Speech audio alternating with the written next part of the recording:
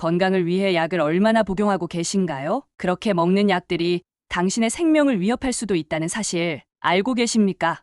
작년 저희 병원에 입원한 80대 김 씨 할아버지가 영양실조로 돌아가셨습니다. 원인은 매일 드시던 건강기능식품이었습니다. 비싼 건강식품만 믿고 균형 잡힌 식사를 소홀히 했던 것이 문제였습니다. 이렇게 영양제로 먹는 식품이 오히려 독이 될 수 있다는 충격적인 진실. 오늘 제가 말씀드리겠습니다. 60세 이상 노인 대부분이 영양불균형 상태입니다. 그리고 더 놀라운 사실은 그중 절반이 건강식품을 정기적으로 섭취하는 사람들이라는 점입니다. 왜 이런 일이 벌어질까요? 저는 서울대병원에서 50년간 임상영양사로 일해온 김영희입니다. 지금도 노인의학과에서 환자들의 영양관리를 담당하고 있습니다. 제 나이가 70대이지만 여전히 많은 시간을 병원에서 수천 명의 노인 환자들을 돌봐왔습니다. 매일 아침 건강하게 일어나 손주들과 함께 식사를 준비합니다. 기억력도 30대 영양사들 못지않게 좋습니다. 비결이 뭐냐고요? 절대로 대중적인 건강식품만 믿지 않았기 때문입니다. 지금 당신의 몸 안에서는 무서운 일이 벌어지고 있습니다. 눈에 보이지 않게 소화효소가 매년 조금씩 감소하고 있습니다. 영양소 흡수율은 젊었을 때에 비해 거의 절반 가까이 떨어집니다. 맛을 느끼는 감각은 둔화되어 음식의 간을 점점 강하게 하게 됩니다. 이게 무슨 뜻일까요? 젊은 시절과 똑같은 식사법으로는 필요한 영양소를 모두 얻을 수 없다는 뜻입니다. 더 충격적인 사실은 건강에 좋다고 알려진 많은 식품들이 노년층에게는 오히려 해가 될 수 있다는 점입니다. 심장이 두근거리나요?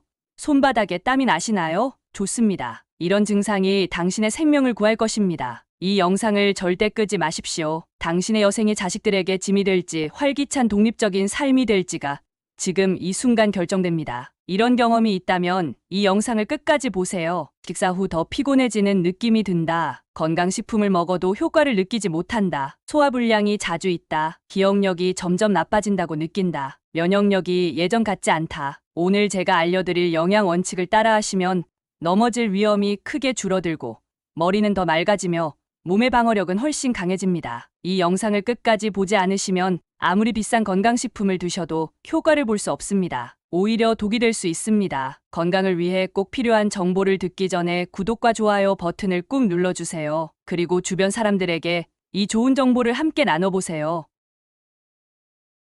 제가 50년간 영양사로 일하며 깨달은 가장 중요한 비밀을 지금부터 알려드리겠습니다. 나이가 들면 우리 몸에서 무슨 일이 생길까요? 우선 소화효소가 줄어듭니다. 60세부터 소화효소가 매년 조금씩 감소합니다. 그래서 젊었을 때 잘 먹던 음식도 소화가 안 되기 시작합니다. 또 장 속 좋은 균들이 줄어들고 나쁜 균들이 늘어납니다. 이로 인해 영양소를 잘 흡수하지 못하게 됩니다. 우리 몸의 염증도 증가합니다. 약한 염증이 온몸에 퍼지면서 영양소를 제대로 사용하지 못하게 됩니다. 근육을 만드는 능력도 떨어집니다. 같은 양의 단백질을 먹어도 근육으로 변하는 양이 적어집니다. 목마름과 배부름을 느끼는 감각도 둔해집니다. 그래서 쉽게 물 부족 상태가 되고 필요 이상으로 먹거나 너무 적게 먹는 문제가 생깁니다. 제 말이 믿기지 않으신다고요?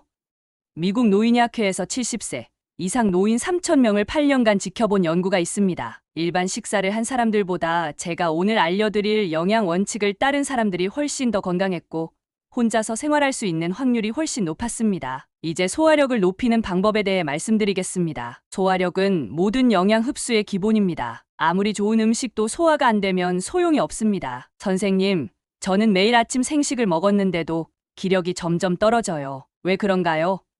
이것은 제 환자 김순자 할머니의 실제 이야기입니다. 생식은 젊은 사람에게는 좋을 수 있지만 노년층에게는 소화하기 힘듭니다. 소화력이 약해진 노인에게 날 것 위주의 생식은 영양소 흡수를 오히려 방해할 수 있습니다. 소화력을 높이려면 음식의 온도가 중요합니다. 찬 음식보다는 따뜻한 음식이 소화가 잘 됩니다. 찬 음식은 소화효소가 일하는 것을 방해합니다. 식사 시간도 중요합니다. 하루 3번 많이 먹는 것보다 5번 조금씩 나눠 먹는 게 더 좋습니다. 한 번에 위에 부담을 주지 마세요. 아침, 점심, 저녁 사이에 가벼운 간식을 추가하세요. 간식은 단순 탄수화물이 아닌 단백질과 좋은 지방이 들어간 것으로 드세요. 발효식품도 적극 활용하세요. 김치, 요구르트, 된장, 청국장 같은 발효식품은 이미 미생물이 1차 분해를 해놓아 소화가 쉽고 장 속 좋은 균도 늘려줍니다. 매일 여러 종류의 발효식품을 드세요. 소화효소가 풍부한 식품도 좋습니다. 파인애플, 파파야, 생강 등에는 천연 소화효소가 들어있습니다. 식사 시작 전에 얇게 썬 생강 한 조각을 먹거나 식후에 파인애플 한 조각을 드세요. 식사 방법도 중요합니다. 천천히 꼭꼭 씹어 드세요. 한 입당 여러 번 씹으세요. 침 속의 소화효소가 충분히 작용할 수 있도록 해주는 것이 중요합니다. 특히 효과적인 소화력 강화 차를 알려드리겠습니다. 생강, 계피, 대추를 물에 30분 끓인 후 마시면 위장 기능이 훨씬 좋아집니다. 이 차를 매일 아침 식전에 한 잔 드세요. 이제 단백질을 제대로 먹는 방법에 대해 알려드리겠습니다. 단백질은 근육, 면역 체계, 호르몬 생성에 꼭 필요합니다. 나이가 들수록 단백질 필요량은 오히려 증가하는데 흡수율은 떨어집니다. 매일 닭가슴살을 먹었는데도 근육이 자꾸 줄어들어요. 문제는 단백질의 양이 아니라 흡수율과 분포였습니다. 노년기에는 단백질을 하루에 골고루 나눠 먹는 것이 중요합니다. 하루에 한 번 많이 먹는 것보다 매 식사마다 적당량의 단백질을 골고루 섭취하는 것이 좋습니다. 우리 몸은 한 번에 너무 많은 단백질은 효율적으로 사용하지 못합니다. 단백질 품질도 중요합니다. 모든 단백질이 다 같지 않습니다. 몸에 필요한 모든 성분이 골고루 들어있는 단백질을 선택하세요. 계란, 생선, 달고기, 두부가 좋은 예입니다. 햇빛도 단백질 흡수에 도움이 됩니다. 햇빛을 쬐면 생기는 비타민 D는 단백질이 근육으로 바뀌는 것을 돕습니다. 매일 15분에서 20분간 햇빛을 쬐거나 비타민 D가 풍부한 연어, 참치, 달걀, 노른자를 함께 먹으세요. 소화가 쉬운 형태로 단백질을 먹는 것도 중요합니다. 딱딱한 고기보다는 살짝 찐 생선이나 부드러운 두부, 계란이 더 좋습니다. 고기를 드실 때는 잘게 썰거나 다져서 조리하세요. 동물성 단백질과 식물성 단백질의 균형도 중요합니다. 동물성 단백질만 먹으면 몸에 염증이 생길 수 있습니다. 콩, 렌틸콩, 퀴노아 같은 식물성 단백질을 동물성 단백질과 번갈아 드세요. 가장 효과적인 노년기 식품 조합을 알려드리겠습니다. 아침에는 삶은 계란 1개와 그릭 요거트, 점심에는 두부와 현미밥, 저녁에는 손바닥 크기의 생선구이를 드세요. 이렇게 하면 하루에 필요한 단백질을 골고루 섭취할 수 있습니다. 이제 머리를 맑게 해주는 영양소에 대해 말씀드리겠습니다. 우리 뇌는 몸무게의 아주 작은 부분이지만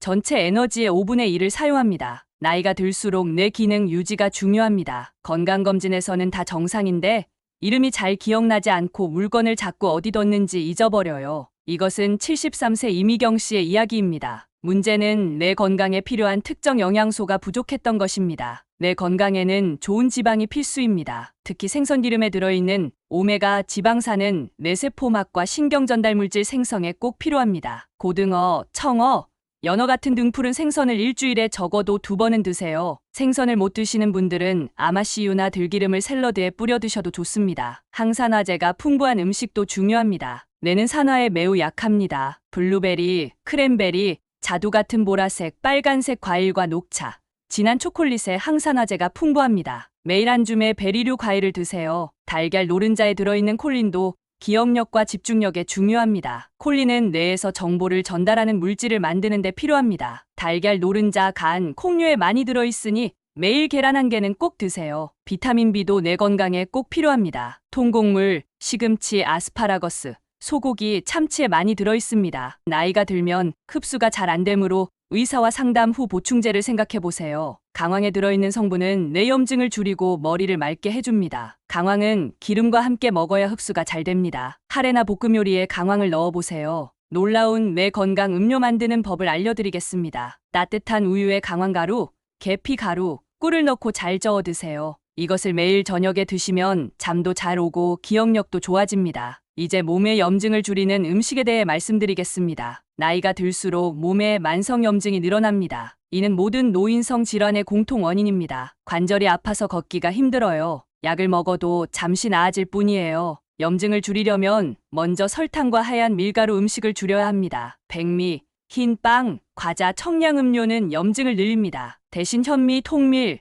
귀리 같은 통곡물을 선택하세요. 좋은 지방을 선택하는 것도 중요합니다. 트랜스 지방과 과도한 식물성 기름은 염증을 증가시킵니다. 튀김 음식, 마가린, 과자 대신 올리브유, 아보카도, 견과류의 건강한 지방을 선택하세요. 향신료도 적극 활용하세요. 강황, 생강, 마늘, 계피는 염증을 줄이는 효과가 있습니다. 매일 요리에 이러한 향신료를 넣어보세요. 다양한 색의 채소와 과일도 중요합니다. 각기 다른 색의 과일과 채소에는 서로 다른 항산화 성분이 들어 있습니다. 매일 여러 가지 색상의 채소와 과일을 드세요. 장 건강도 염증과 밀접한 관련이 있습니다. 건강한 장내 미생물은 염증을 줄입니다. 요구르트, 김치 같은 발효식품과 마늘, 양파, 아스파라거스 같은 식이섬유가 풍부한 식품을 함께 드세요. 제가 알려준 영양 원칙을 6개월 지켰더니 약을 반 이상 줄인 분이 계십니다. 이것은 76세 이정숙 할머니의 이야기입니다. 이 할머니는 고혈압과 당뇨로 10년간 약을 복용했지만 제가 알려드린 영양 원칙을 따른 결과 먹고 있는 약이 절반으로 줄었습니다. 또 다른 사례는 83세 박종호 할아버지입니다. 식사 방법을 바꾸고 나서 기억력이 좋아졌어요. 이제는 손주들 이름을 헷갈리지 않아요. 인생의 즐거움을 되찾았습니다. 박 할아버지는 가벼운 기억력 저하로 진단받았지만